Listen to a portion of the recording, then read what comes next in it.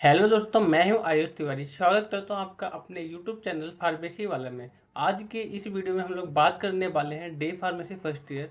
Day pharmacy first year का जो आपका सब्जेक्ट है ह्यूमन एनाटॉमी एंड फिजियोलॉजी। ठीक है, ह्यूमन एनाटॉमी एंड फिजियोलॉजी, उसका हम कंप्लीट सिलेबस के बारे में डिटेल से स्टडी करेंगे। कंप्लीट सिलेबस के बारे में डिटेल से स्टडी करेंगे कि आपका जो सिलेबस है उसमें क्या क्या पढ़ना है, कौन से चैप्टर में कितना पढ़ना है और क्या क्या नेसेसरी है। उसके बाद आपका एग्जाम का जो पेपर पैटर्न है, आपका जो एग्जाम का नया पेपर पैटर्न आया है, उसके बारे में हम लोग डिटेल से स्टडी करेंगे अकॉर्डिंग टू न्यू सिलेबस। जो आपका नया सिलेबस आया है ईयर 2020 के रेगुलेशन के थ्रू। ठीक है, उसका हम ए टू जेड कम्प्लेक्स एक्सप्लेनेशन देखने वाले हैं इस वीडियो में।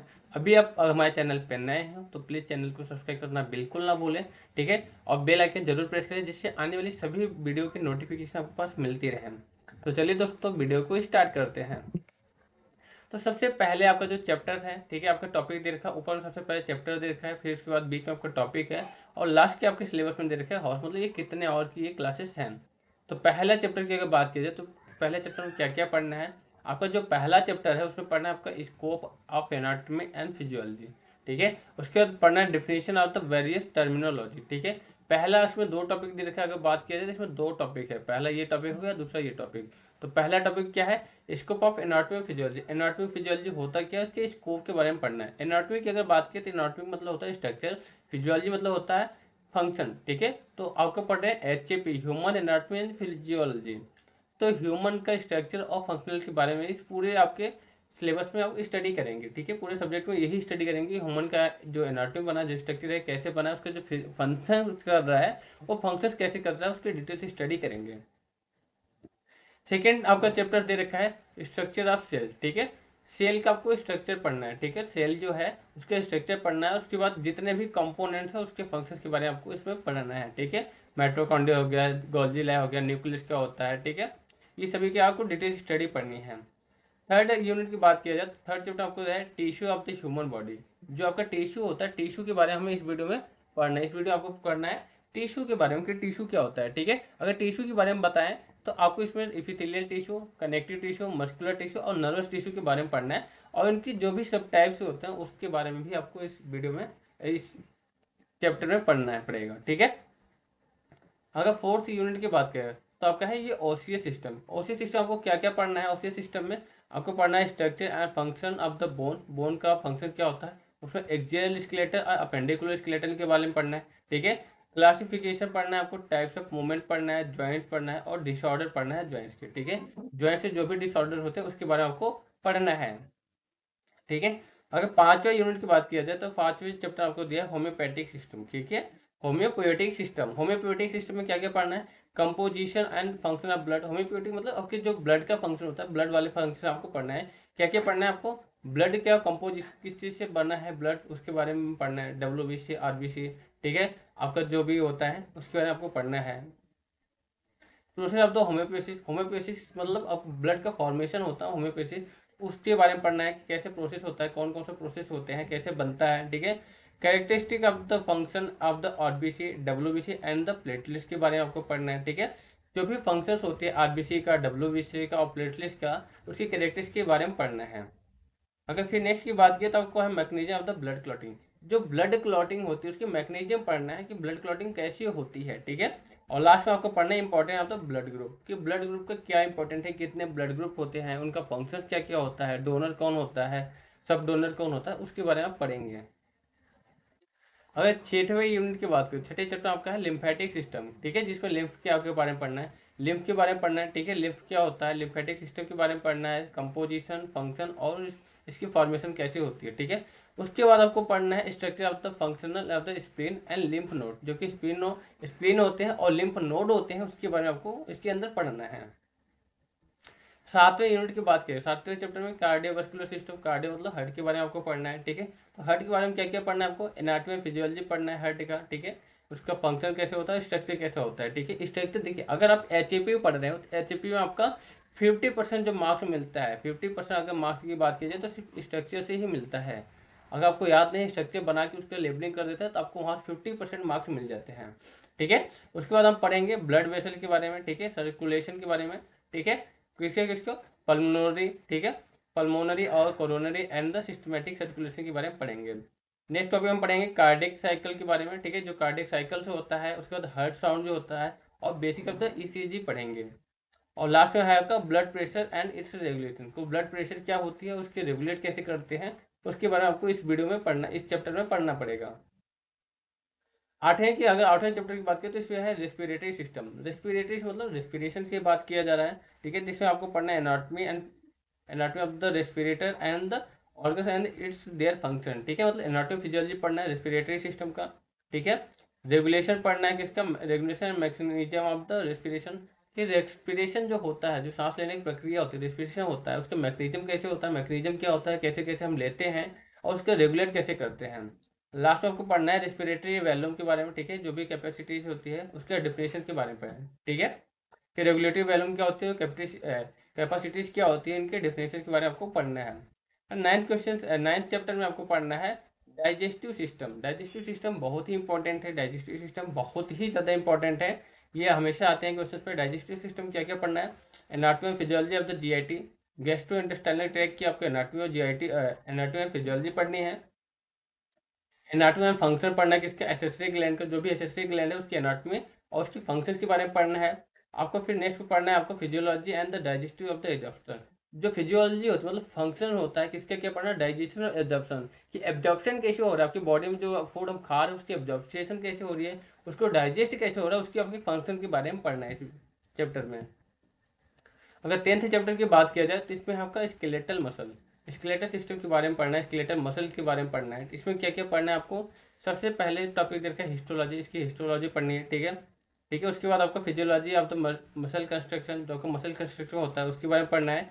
उसके बाद आपके जो भी स्केलेटल के डिसऑर्डर होते हैं, स्केलेटल मसल के डिसऑर्डर होते हैं उसके बारे में पढ़ना है, इस disorder of the skeletal muscle, जो भी स्केलेटल मसल के डिसऑर्डर होते हैं उसके बारे में पढ़ना है। ये छोटा सा चैप्टर है, 2 लेक्चर्स के चैप्टर है, ठीक है, 2 घंटे की।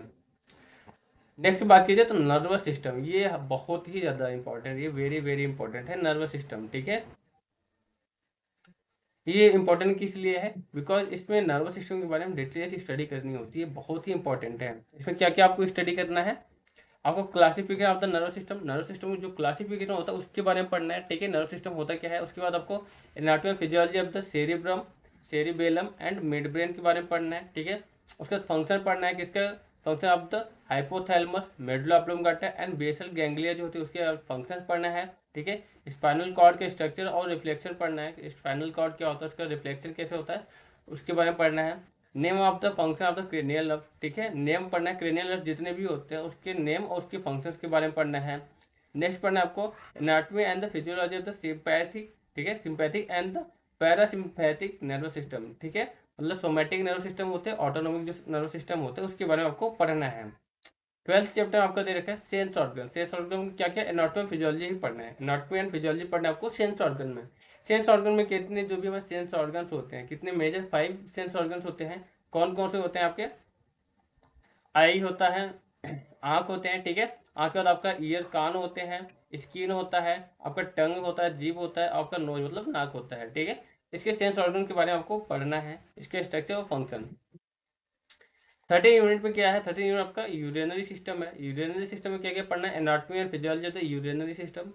यूरिनरी सिस्टम में आपका एनाटॉमी पढ़ना है, फिजियोलॉजी पढ़ना है कि इसको कैसे यूरिनरी सिस्टम जो होता है उसके स्ट्रक्चर कैसे होता है, फंक्शन कैसे करता है उसके बारे में पढ़ना है, ठीक है। उसके बाद आपको पढ़ना है physiology of the urine formation, जो यूरिन की फॉर्मेशन होता है हमारे बॉडी में, जो यूरिन की फॉर्मेशन होती है उसके बारे में हमें पढ़ना है, उसकी फंक्शंस कैसे होते हैं उसके बारे में आपको पढ़ना पड़ेगा, ठीक है। Raining and the angiotensin system, raining के बारे में पढ़ना है, और जो भी आपके नेफ्रॉन के बारे में उसके बारे में पढ़ना होता है, ठीक है।